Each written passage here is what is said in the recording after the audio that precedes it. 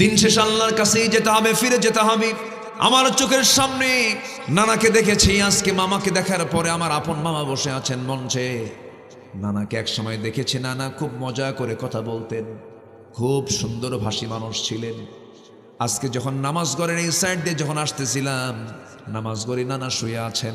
এক সময় দেখেছি, অনেক গল্প গুজব করেছি, কত সুন্দর করে আদর করতেন। আজকে নানাটা নাই, নানি নাই, দাদা নাই, দাদি নাই।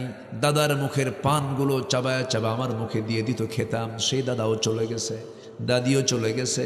আমার বয়সী কত বন্ধু দুনিয়া থেকে বিদায় নিয়েছে। দুপচাচিয়া বাড়ি ছিল আমার এক বন্ধু, তার নাম জিয়াউর রহমান। এই জিয়া আমার একসঙ্গে আমরা পড়েছি একসাথে। আমি জানি না সে মারা গেছে। হঠাৎ করে একদিন ফোন দিলাম, ফোন ধরলো, রিসিভ করেই দেখি মহিলার কণ্ঠ। বললাম, কে আপনি? বলছেন, আমার জিয়া কোথায়? জিয়া নাই, কোথায় বেড়াতে গেছে।